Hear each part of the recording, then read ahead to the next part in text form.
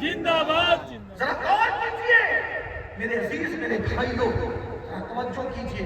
صرف درد بھری باتوں سے، درد بھری تقریروں سے مسائل کا حل نہیں ہے.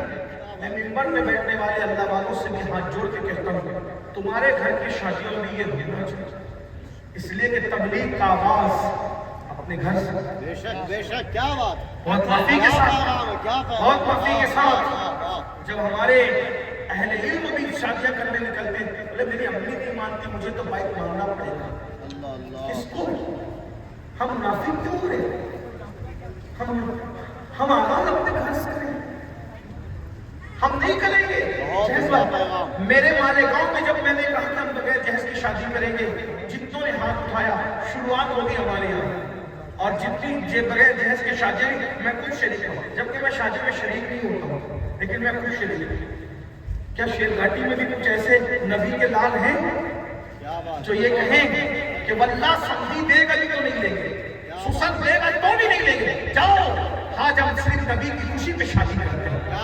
کچھ ایسے لوگ ہیں تو یہ کر سکتے ہیں. بھائی جہیز کی شروعات کسی نے کی مانگنے کی تو اتنی لعنت ہو گئی، ختم کرنے کو کی بھی شروعات تو ہم کر دیں تاکہ آگے یہ سلسلہ چلتا رہے. بولو ہے اتنے بڑے مجمع میں کچھ لوگ جو ہاتھ اٹھا کے وعدہ کرتے ہیں کہ آج سے ہماری شادیاں بغیر جہیز کی ہوگی انشاءاللہ. میرے بھائیوں، بیٹیوں کو بچانا ہے.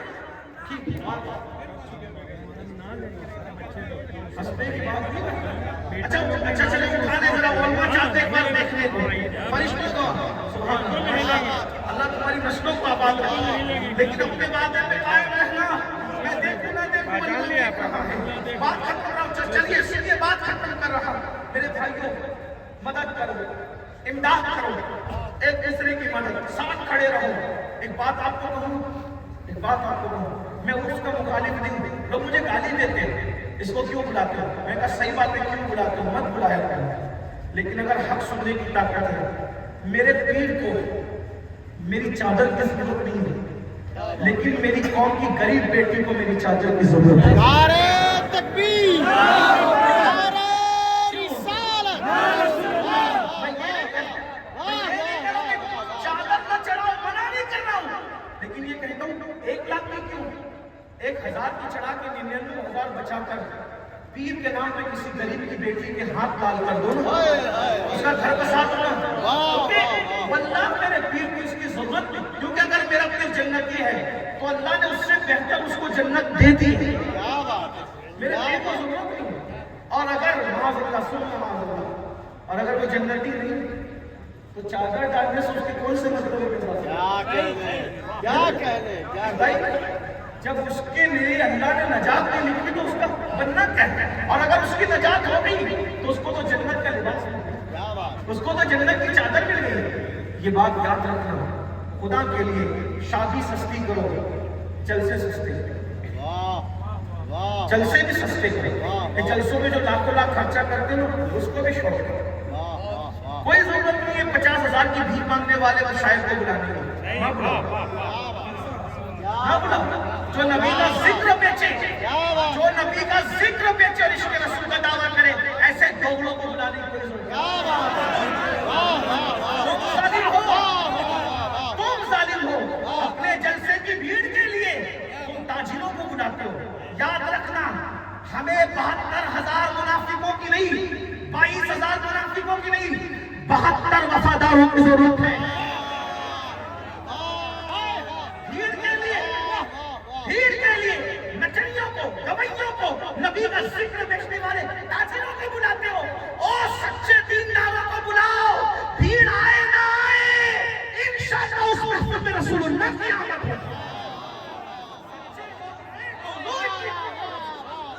لیکن میں جانتا ہوں جلسہ تمہارے لیے بھی بزنس ہے اور ان کے لیے بھی. 10 لاکھ جمع کرو، 5 لاکھ کھا جاؤ، 5 لاکھ میں جلسہ کرو، جب تک پیسہ باقی رہے موج کرتے رہو. پھر جب پیسہ ختم ہو جائے پھر دوسرا جلسہ کرو. یوٹیوبروں کو بلاؤ. پھر لوگ کہتے ہیں سب سے زیادہ بھیڑ کس کے نام پہ آئے گی؟ میرے بھائی، بھیڑ کس کے نام پہ آئے گی نہیں، رسول اللہ کس کے آنے سے خوش ہوں گے. جو پیا کا بھائی اختر وہ سہانا راگ ہے، جس سے نہ خوش ہے پیا وہ راگنی اچھی ہے. بعض مقرر ایسے گزرے ہیں جب وہ خطاب کرتے تھے تو لوگوں کو محفل میں رسول اللہ کا دیدار ہوا۔ ایک تقریر میں بتا دوں، سن لو، جب سلطان الواعظین سید احمد اشرف جیلانی تقریر کرتے تھے تو اعلیٰ حضرت اٹھ کر ہاتھ باندھ کے کھڑے ہوتے تھے۔ لوگ کہتے ہیں یہ آپ کے شاگرد بھی ہے، خلیفہ بھی ہے، اس سید کی تقریر میں کھڑے کیوں ہوتے ہو؟ کہا جب یہ تقریر کرتے تو ان کے نانا جان آ جاتے ہیں تو ان کی زیارت کریں۔ آپ کوئی احمد اشرف تو نہیں آئے گا، لیکن کوئی احمد اشرف کا غلام تو بلاؤ نا۔ میرے بھائی یاد رکھو، تمہیں بدلنا ہوگا، تمہارے بدلنے سے ماحول بدلے گا۔ میں کہوں گا تم سدھرو، تم کہو گے تم سدھرو، نہیں، آپ نے اسلامی معاشرہ کو، میں جانتا ہوں مجھے کل گالی دیں گے، دے لیجیے گا، ہم نے تو اپنی عزت آپ پہ حلال کی، دے لیجیے، لیکن اگر حق کہنے والوں کو گالی دو گے تو رب کو تم جواب دے دو۔ لیکن اگر میں صحیح کہہ رہا ہوں، میں پھر کہہ رہا ہوں، آپ نے مقرر نہیں بلایا، میں مقرر نہیں، میں صرف دل کا درد لے کر آیا ہوں۔ مسائل حل کرنے پڑیں گے ہمیں، بہت مسائل ہیں، بہت مسائل ہو رہے ہیں۔ بیٹیوں کی مدد کرو، ایک دوسرے کی مدد کرو، بیماروں کی مدد کرو۔ آپ کو پتہ ہے اللہ کے رسول علیہ السلام فرماتے ہیں زمین پہ کسی جنتی کی زیارت کرنا ہے اس کو دیکھ لو جس کو لوگ مصیبت میں یاد کرتے ہیں۔ مصیبت میں جو بندہ یاد آتا ہے، یعنی وہ میری مدد یاد آنے کا مطلب کہ اگر میں اس کے پاس جاؤں گا تو وہ میری مدد کرے گا۔ اگر ایسا کوئی بندہ تمہاری بستی میں، حضور کہتے ہیں کسی جنتی کو دیکھتے تو اس کی زیارت۔ اور ایک بات بتاؤں، قرض دینا صدقہ دینے سے افضل ہے۔ قرضہ دینا صدقہ دینے سے افضل ہے۔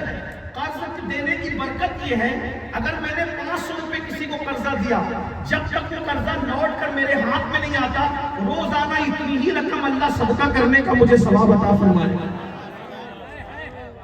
اب قرضہ نہیں دیتے ہو نا تو لوگ ادھر ادھر سود مانگنے چلے گئے، لوگ اپنی عزت آپ کو بیچنے چلے گئے۔ دو قرضہ دیتے رہو، روز اتنی رقم صدقہ دینے کا ثواب ملے۔ کیوں؟ صدقہ دینے سے افضل قرضہ دینا، کیونکہ بھکاری روز بھیک مانگتا ہے مگر قرض مانگنے والا روز قرضہ نہیں مانگتا، جب مجبور ہوتا ہے تب مانگتا ہے۔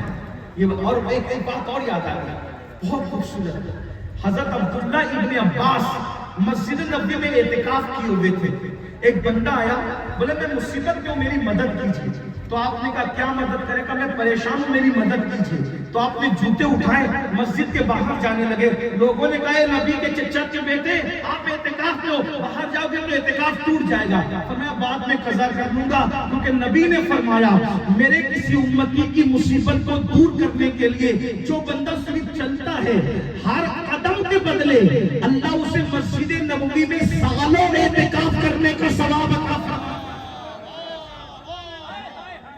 صرف چلنے پہ ہی اجر ہے، جو مصیبت دور کر دے اس کو اللہ کے اجر دے گا۔